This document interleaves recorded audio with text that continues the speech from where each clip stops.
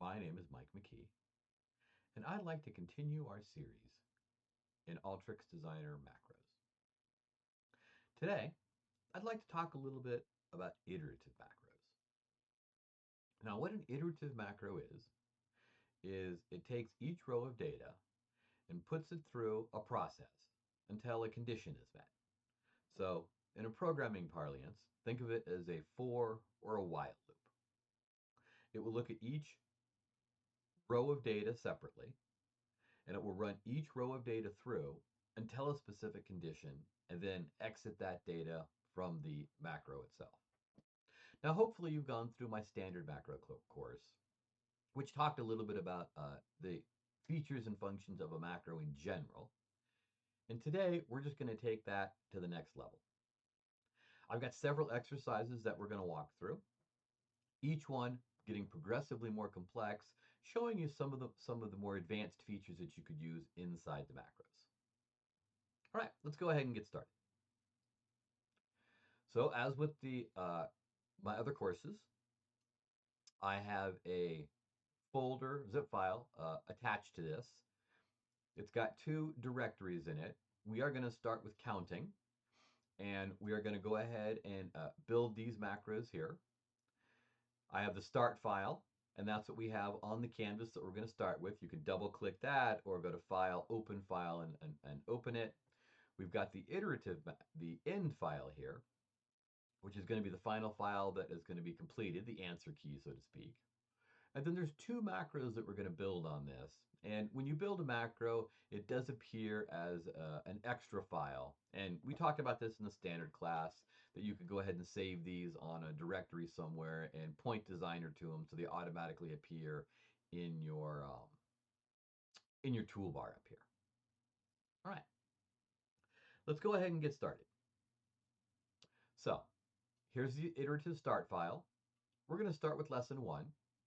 And lesson one is the amount you're starting with and the number of doubles. So this is really that classic comment or puzzle, whatever you want to call it, that, would you rather have $1 million or would you rather have, $1 on a checkers board or a chessboard doubled on every square, right? And that's kind of what this is. You got $1 and we are going to continuously double the amount 30 times and see what the results are, see what we come back with. All right. So, like in the other macros, the most common thing that I do is I will go ahead and take my input. And in this case, I went ahead and I just changed the amount, because I'm going to just change the amount in this one. And I changed it to a 64-bit integer. And the reason for that is that this is going to get to be a large number, and 32 just doesn't capture it. It's not big enough. So I'm going to go ahead and I'm going to duplicate this folder. And I'm going to delete lesson 2 here because I'm only going to be working on lesson 1 for this. And as in the original course, the standard macro course, I'm going to right-click this tool, and I'm going to convert to a macro input. All right. Now, like I explained in the previous course, we can go to the interface, and we can go ahead and drag down the input macro and set it up to point to data. But I like doing it this way because you automatically have your data, or it's automatically pointing to the file, so that when I hit run, it actually runs through and there's some data to run through, right? Okay, so first thing that I'm going to do here, right, since this is already in the other one, I'm just going to go ahead and delete that. I'm going to go to preparation. I'm going to drag a formula tool down, and this is going to really be the heart of the macro itself. Right? Now, this is a simple macro. You very well might have multiple tools in here doing more complex things, but for the purposes of this, I'm really just explaining the fundamentals and the mechanics of the macro itself. So this is the real simple one. I'm just going to go ahead and select my existing column amount, and all I'm going to do is that left square bracket amount times 2. So I'm doubling it. All right. I run this through, and boom, the amount goes to 2 because it's a single double. All right, simple enough. Now what I'm going to do is I want this to somehow loop around again and again and again until it meets a condition. And that condition is going to be the number of doubles. All right, so let me go ahead and grab a filter here. And in this filter, I'm going to go ahead and I'm going to set some criteria here. Now, let's go ahead and take a look at the white space on the canvas. And if we notice the workflow is a standard macro, right? It's a standard macro because I drug down or I converted to some of the macro tools here. I'm going to go ahead and change that to an iterative macro, right? And that's an important thing to do because one of the things that you'll notice is that I now have a new constant down here, which is the iteration number, right? And that's important. What's going to happen is it starts at 0, and that's important to know. Every single time it runs through its loop, this iteration number is going to increase. And so with this iteration number, I'll be able to determine how many times it's running through. So when I go to my filter tool here, I do a custom filter. And what I'm going to do is I'm going to hit the X so that I can see my columns. Click on the constants, and here's those constants we were just looking at. And I go iteration number, and I want that to equal my number of doubles. So when it has gone through 30 times, that's going to be a true event.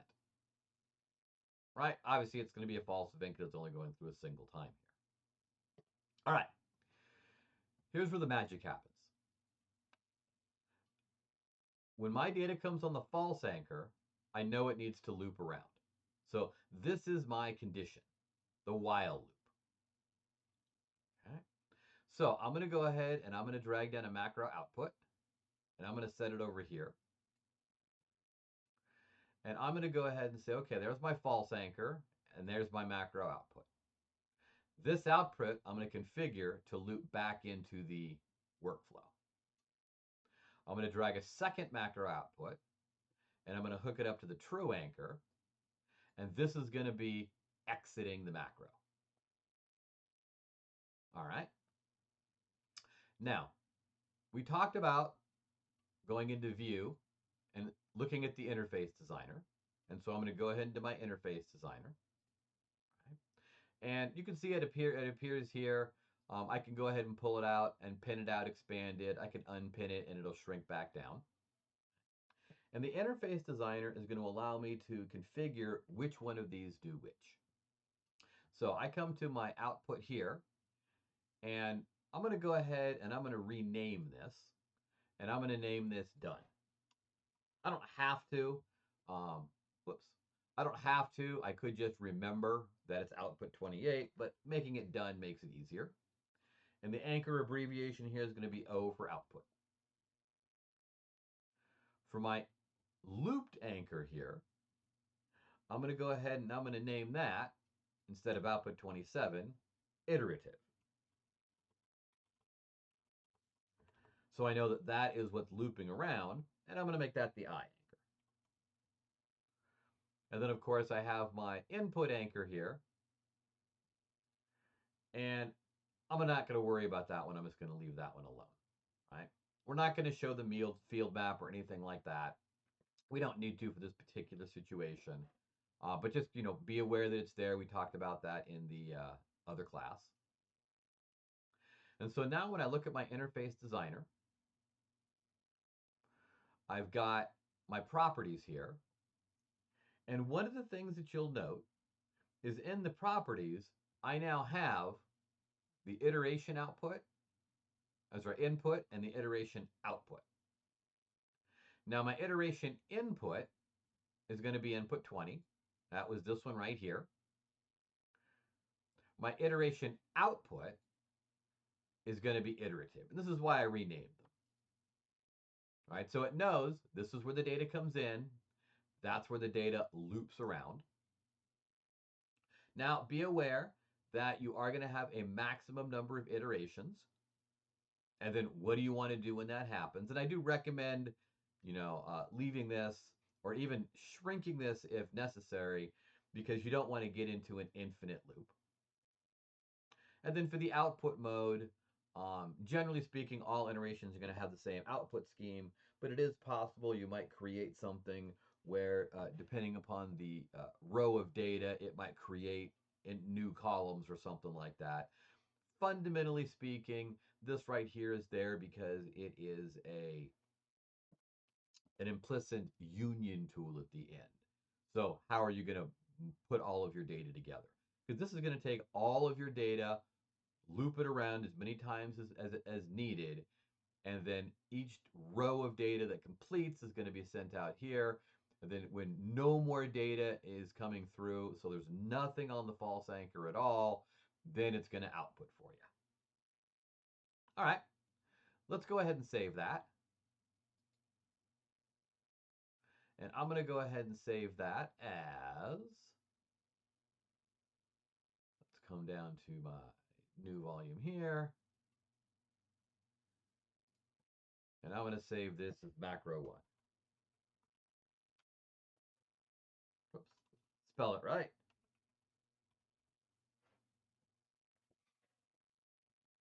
All right, now I come back to my iterative start file here. I right click the canvas. I insert a tool. I come down to macro, and there's macro 1. Right, and I have macro 1 because it is on the canvas here. Right, if I didn't have it, I could have searched for it, or if you put it in that directory and point to it, then it'll appear on your navigation bar up there. Now I'm just going to hit run. Right, now you'll note that the data coming in is the 1 and the 30. That comes into the tool and the iterative anchor, and there's the output anchor. Now note that the output anchor has 30 doubles of that, which is that huge number. Right? Simple enough. Now, what if it didn't work for some reason?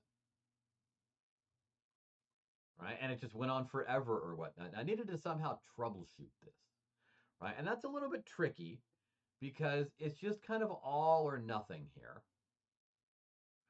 So, if I come back into this macro, probably the best technique for troubleshooting is to go ahead and write things out.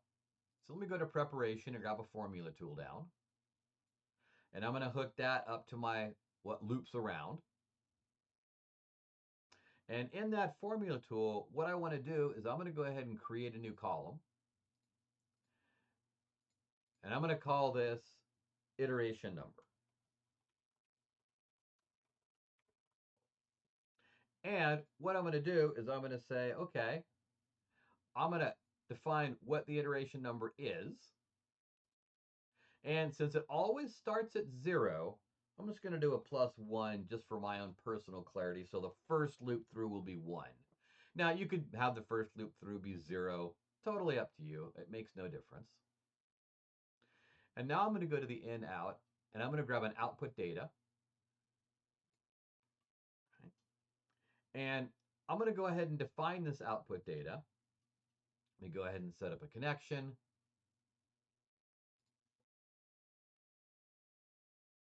And let's go ahead and go to my new volume here. And I'm going to call this output. And we'll save this as an Excel file. XLSX. Okay. I'm going to save that. Sheet 1 is just fine. I'm going to create a new sheet and run it.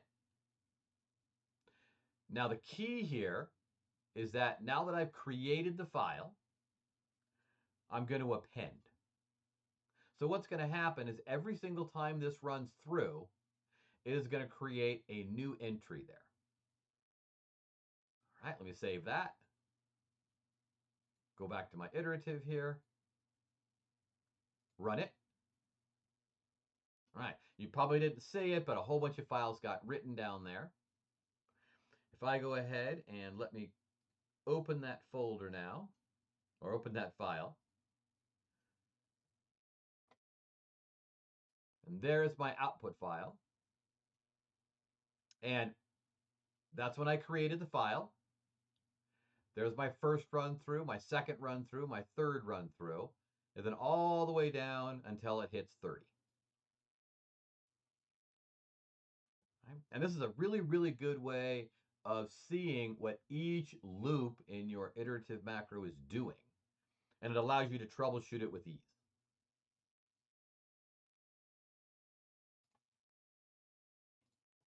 All right. All right. So that is our first iterative macro. Note we have our input, and you're going to have two outputs in the macro. Now, I drag this over here just to kind of, give a little bit of clarity so you can kind of visually see that loop, but it makes no difference where you actually put that specific uh, output tool at all. I've got my troubleshooting over here, and one of the things that I can also do, and I typically will do this, is I'll put this in a container and turn it off. And so now I can publish this macro. It's out there, it's doing its thing, nothing here ever runs. If I ever need to come in and modify it and troubleshoot it or do any of those kind of things, it's super easy to come back and just turn this back on. And now I can, go about my day and do what I was going to do, and, troubleshoot whatever I need to do, right? I don't have to rethink, okay, what did I actually want to put on here, et cetera, et cetera. Right? Now these tools obviously won't run because the container is turned off, um, when the macro is in production. All right, that was our first macro. I hope everybody got that one and was able to configure that pretty easily. All right, second macro. All right, so I've got a savings amount here. And what I want to do for this is I just want to figure out how much this is going to grow over a certain period of time with a certain interest rate. Okay, so let's go ahead and I'm going to duplicate this again. And I'm going to delete that first lesson. And so we're only on lesson 2 here. And I'll delete that because that's on the original tool. And this is going to be relatively similar to the first one. Lesson 1 has the data in it. I'm just going to go ahead and right click that and convert that to a macro input. Now, for the macro input, I'm going to go to data preparation. I'm going to drag down a formula tool here. Right? And the formula tool is going to be my math. And what I'm going to do is I'm going to go ahead and I'm going to say, okay, savings amount, because I'm still going to just modify the existing column. And it is going to be the savings amount plus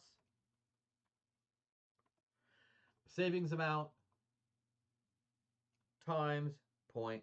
So I'm going to say a 10% interest rate, right? Now, obviously, you're never going to get a 10% interest rate, but that's what I'm putting in here.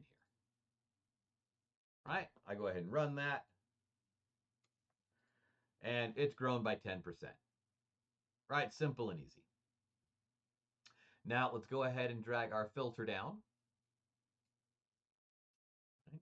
And the filter is going to be our condition. And I'm going to do the exact same thing. Let me click on the white spot of the canvas here. I'm going to open Interface Designer here. Come down, white space on the canvas. Go to the workflow and change that to an iterative macro.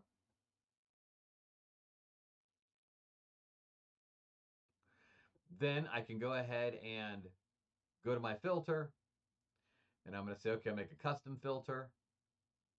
And what I want to do is go to the X, go to my constants, and grab my iteration number.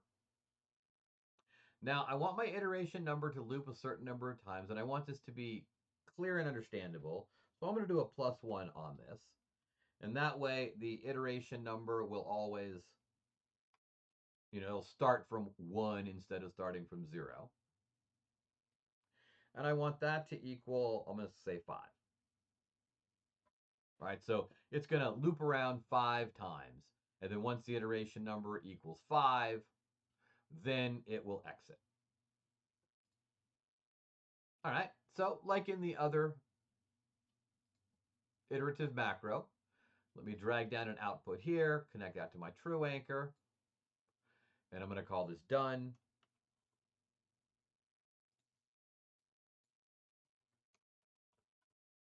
And my anchor abbreviation is going to be output. I'm going to drag down a second output and put it here just for clarity and attach it to the false anchor. So this is what loops around again. And this is going to be iterative. And we'll name that I. All right, simple and easy. I can run it. It runs fine. Obviously, it goes on the false anchor the first time because it's only run through once. Let me go ahead and save that.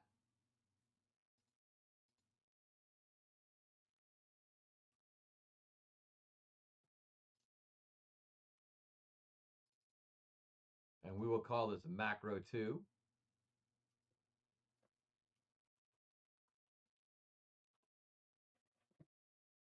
Save that. And now let me come back to my main file here, right click, insert my macro, and run it. All right, so it gave me an error message here. The iteration input is not present. All right, so let me come back to macro 2 here. This one runs here. I come to my interface designer, and what I neglected to do is come down to properties and select these fields. All right, so be aware, this error message, the iterative input is not present, means that you didn't select the loop. So, iteration input, input 21, iteration output, iterative, and the same, leave all that as default, at least in my case. Save that. And now when I run it, it runs through cleanly. Right? It's still writing to that file up here, so just kind of be aware. You kind of may have seen that loop around. I've got my savings amount here for what looped, and you'll note that I've got my 2 rows of data, and my output does both of them. There's nothing on the iterative because everything finished there. If you had something that did something weird, you might get something on the iterative that could help you troubleshoot it. All right. So this is all well and good. I've got my interest rate, and I've got the number of years or months or whatever that I want it to be, but that's kind of limiting for me. Right? So what I'd like to do is I would like to add some interface tools to allow users to select this information. Right now, I could certainly put the information in the start file and just say, okay, here's the years, here's the interest rate, and then go ahead and use that to do the calculations, no problems. Right? But what I'm going to do instead is I'm going to go ahead and I'm going to bring down a numeric up down, and I'm going to, there we go, hook that up to the lightning bolt there, which automatically gives me that action tool, right? And this is exactly like we saw in the first macro, right? The standard macro. And for this tool, what I'm doing is I'm looking at my formula tool. I'm looking at my expression. And I can change anything here that I want, right? But I'm just being simple about this. And I'm going to replace a specific string, and I'm going to replace that 0.1. All right. Now I come down into my numeric up-down tool,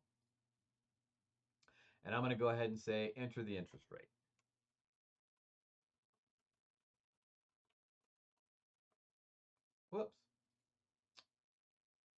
I always move over into the designer and that messes me up.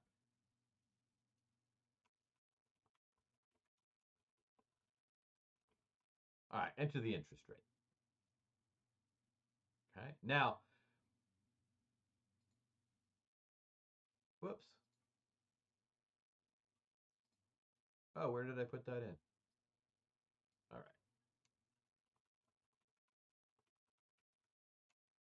All right, enter the interest rate one last time.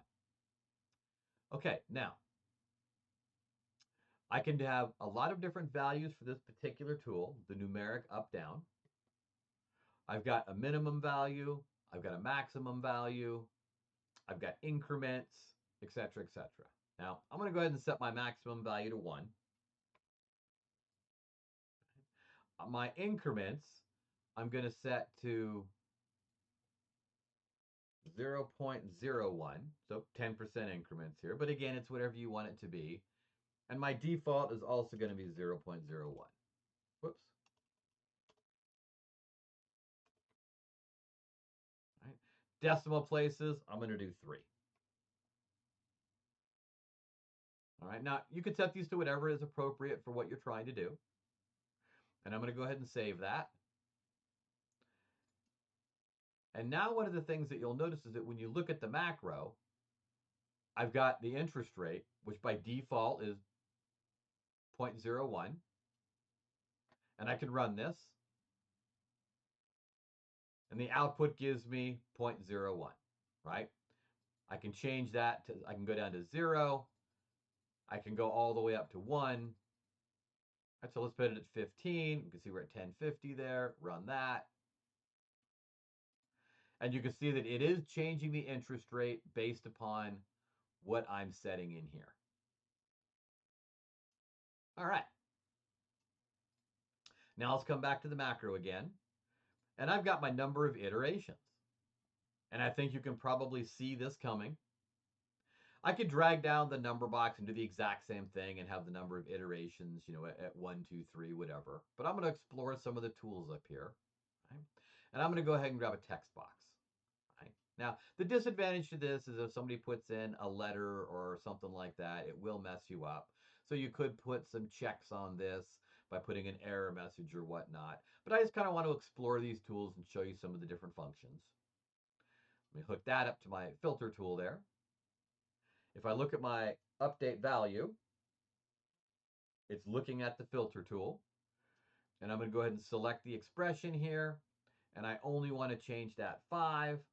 So in this case, I'm going to go ahead and replace that specific string and only replace it with a 5. Or only replace the 5. Okay. And then I'm going to come up to my text box. And number of years is going to be the question up there. Get rid of that capital U. Now, my default text in this is I'm going to say 30. 30-year loan. Right? You could mask it, multiple lines. You do have a variety of options in here because the text box is a lot more flexible than some of the other things, and so you could use it in a lot of different contexts. But for me, I'm just looking at years. Right? And then it'll take that, bring it up here, update my 5 exactly like we're doing here. Let me go ahead and save that. You can see that it's been saved. And now when I look at this, I've got my interest rate and I've got the number of years. And so now when I run this, you can see that it's a much larger amount because it's a lot more years of information. Right? If I set this, say, to 10, right, this was 66,000. Power of compounded interest. You can see that. So you can see it's actually using these numbers as appropriate. So we went ahead and built our first iterative macro here, which just takes your data and doubles it and outputs. We talked a little bit about some troubleshooting techniques in here and how to troubleshoot things. Then we built a second iterative macro. Now this one has two rows of data so that you can kind of see it runs on a row basis, and it does both of them. And for this iterative macro, we actually gave it information that the user can put in. Right? So if you had a process where you actually were calculating, say, terms for years or something like that, you could put this on the macro itself. And so that, when you posted this tool up in your toolbars up here, the user could go ahead and just drag it down, use it, enter the information, and it would be like configuring any other tool in Alteryx. You've basically just built a new tool. Right? You could use some of the things that we learned in Interface Designer to go ahead, look at a tool, go to Interface Designer and move some of these things around so that it is a little bit more readable, right? We can do multiple pages, etc., etc. So there's a lot of options that we have in Interface Designer to do things like that. All right. Now, let's go ahead and take this one more level. So let me go ahead and do File, and I'm going to open a new workflow. Now, we've been looking at the counting.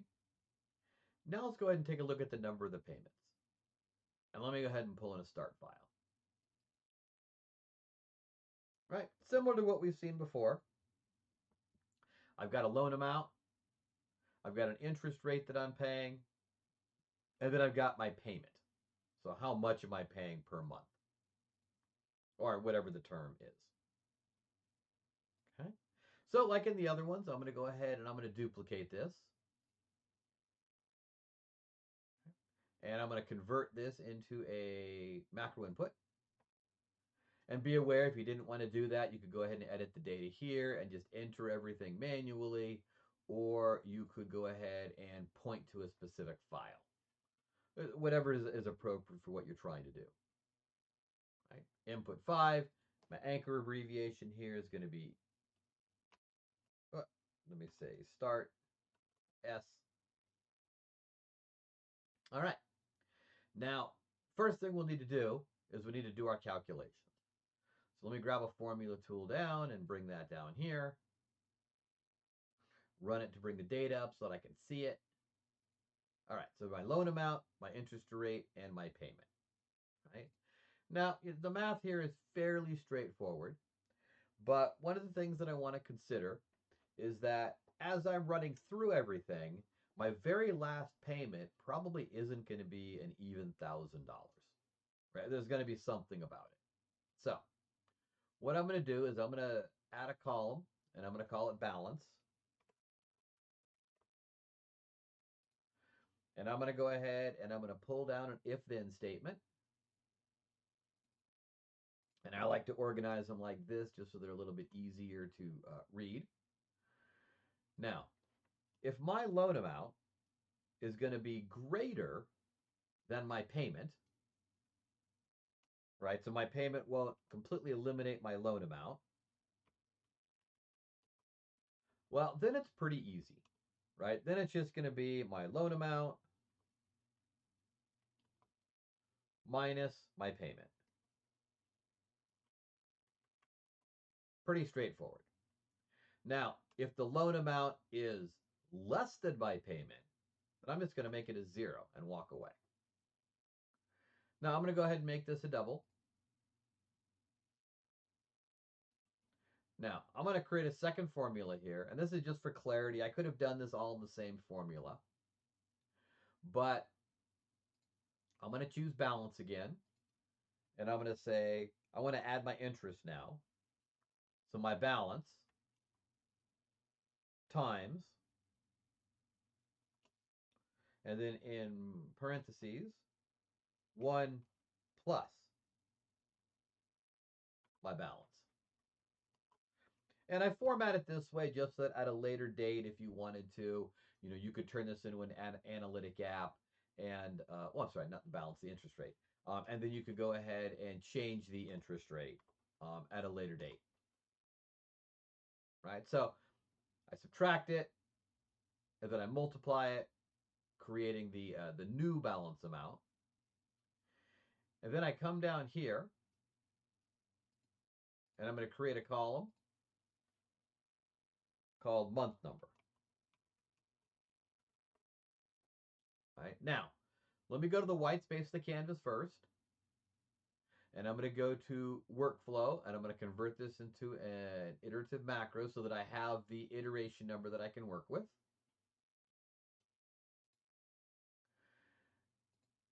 And then for month number, it's just going to be the iteration number. And I don't want to start from 0, so I'm going to do a +1. Right? Simple and easy. And I'll make that an integer 64. All right, so that's the basic math. I could run that. Runs just fine the first time through. Okay. Now, the next thing that I'm going to have to do is I'm going to have to get my condition. So I'm going to drag a filter down. Filter is a great way of doing a condition. And basically, is my balance 0? Right? Because the balance is going to slowly go down month by month, we hope. So my balance is going to be, and I'm going to do a less than equal to 0 because sometimes the doubles can be a little bit funny. It can be like a 0.00000001 or something like that. And so it can be not exactly 0. So I'm just going to say less than 0. Now, if it's less than 0, my output, let me go ahead and grab my output here. I'm going to put a select tool on here. Let me go ahead and run that. Okay. I've got my loan amount, my interest, my payment, my balance, my month number. Okay. Now, I know in here that my loan amount, now since I am decrementing that each time, that is actually going to be my last payment.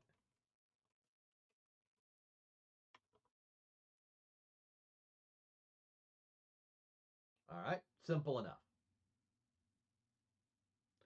Now, when I come down, and here's where it gets interesting, to my loop. Okay. And it might make sense to go ahead and let's pull down our macro outputs. So there's our final output right here. And we'll call this done.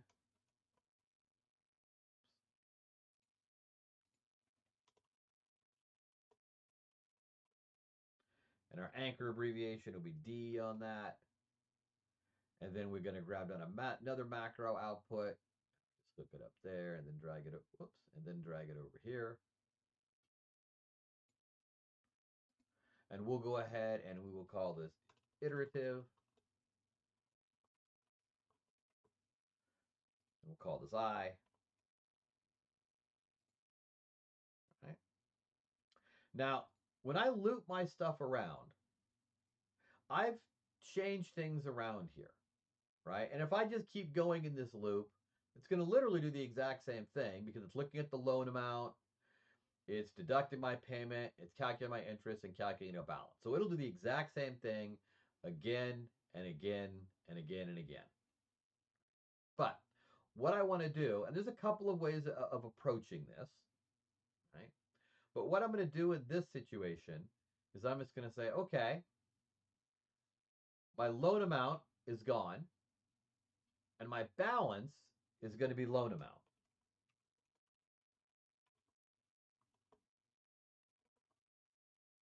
Because this is my new loan amount that I'm going to deduct the payment from and then multiply for the interest.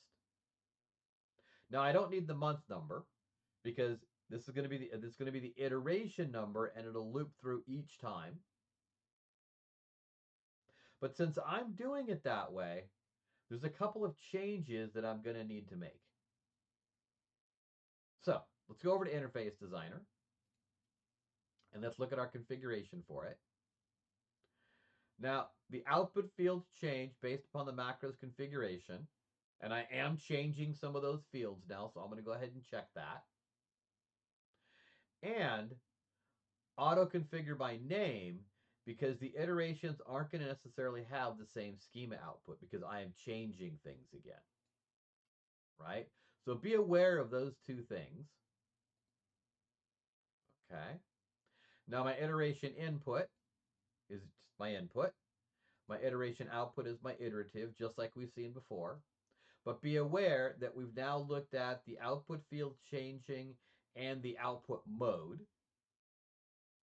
right? So these kind of things can hang you up unquestionably. I run that. Now let me go ahead and look at my macro here, or my workflow. Whoops, I need to save this. Save as. And we're going to go ahead and save this on the, and we'll just call it macro 3.